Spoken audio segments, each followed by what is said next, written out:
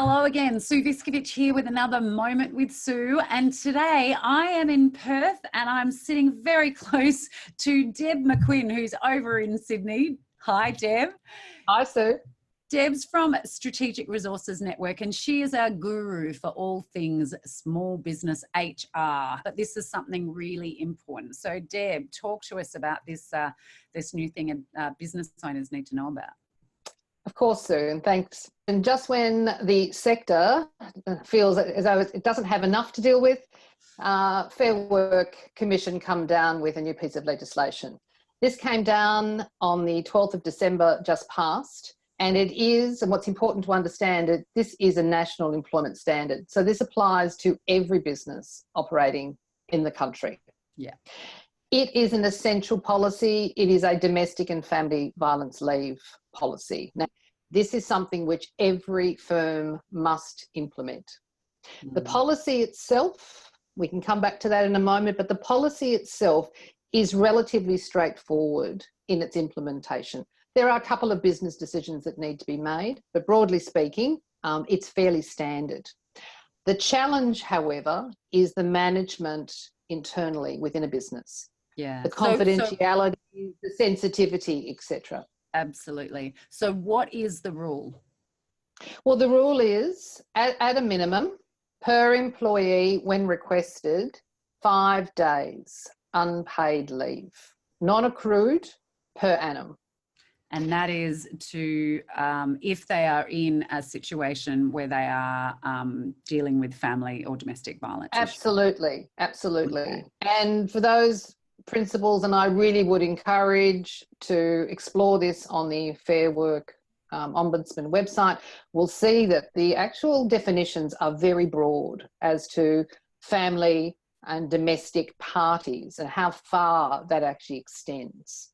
Okay. The other thing to also think about is that in the medical fraternity, that the practitioners are already aware that this policy is in place. So it's quite possible that where this has been under the radar or has been requested as an annual leave situation or a sick leave situation in the past, a doctor may very well advise an employee as a patient to request this leave from their employer. Right. It would be very, very unfortunate if in a highly stressed and emotional state, an individual went to their employer to be told either we know nothing about this or the matter was not handled with the diplomacy and the delicacy that this actually requires. Yeah. It's a very, very sensitive matter, as we understand. Yeah, I mean, I think some advisors are probably thinking, oh, I'm sure if any of my staff were in that situation, I would know about it. But the reality is quite often they don't until it's raised. And now, as you say, it's more likely to be raised in a very real conversation. And if you've not been in a situation where you've had a staff member with something like this before, you may not deal with it as sensitively as you really do need to. So if that happens, and we are going to get in a moment because you're being very generous about helping with the policy thing, so that's great, but let's just stick on this for now. So if an advisor has got a team member that comes and says, look, I'm in this situation and I need to take some leave, if they have already exhausted their annual leave and sick leave, and so they want to take it as a day but not necessarily getting paid, what are your suggestions for how the business can handle that? All right. Well, firstly, this does need to be created as an internal management policy so that individuals in the firm who may be a contact point do need to be briefed. So that's first and foremost. And then how the matter is managed with that individual. Now, we are generally wanting to help our team members. Of course. And one of the things that's really important is that this is not a time for advice, because be it a practice principal, an advisor, a colleague are not actually equipped to deal with this. So Fair Work Ombudsman has now a dedicated helpline. I highly recommend employee assistance programs. I'll come back to that in a moment. And then ensuring that the individual has access to those firms and are advised in a way that they are dealing with or in contact with the right practitioners and supported as best the practice can.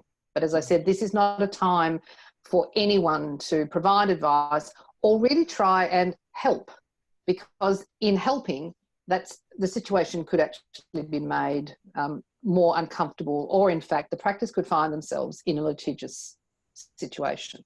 Yeah, yeah. The other thing also, sorry, so the other thing also to mention is that because this is, of course, a new policy and it's a national employment standard, everyone in the business should be receiving the current Fair Work Information Statement.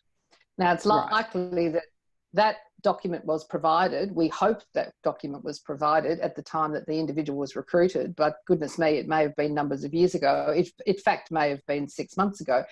But be that as it may, the document is actually available on the Fair Work Ombudsman website and does need to be provided to all team members who are employees.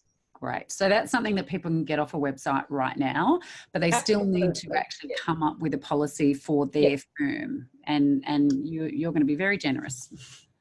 Oh, well, I'm very fortunate. I have a great relationship with the New South Wales Business Chamber and all of their HR information sites. So I have the policy, I have a template, and if anyone needs it, they certainly can email me and I will be very happy to provide them with the template, along with, let's just say, some guidelines on how to set up an internal management process.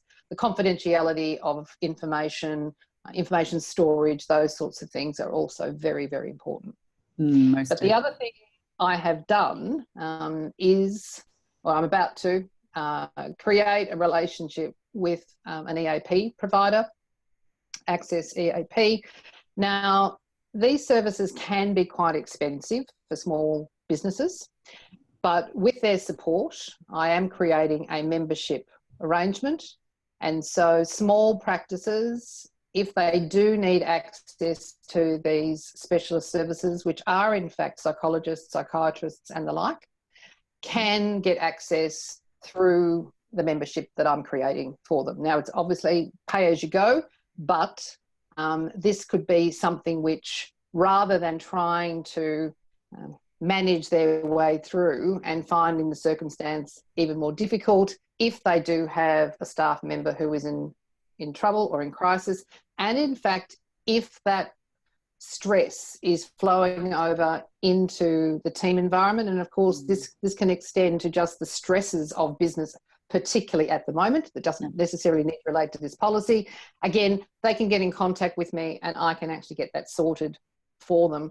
The group has a 24-hour hotline. There are always psychologists on call. Fantastic. So ordinarily you would have to pay for a membership to then get the membership rates to pay as you go, but you're saying that you've got the membership and you're happy for anybody to come in off the back of that and then access the membership rates for pay as you go. Thank you so much. That's a really lovely contribution. So we will put links to that, and we'll put Deb's contact details underneath this video. Deb, thank you so much for your time. Very generous, and yeah, this is certainly an issue that every business owner, every employer needs to be on top of. Thank you. It's a pleasure, Sue.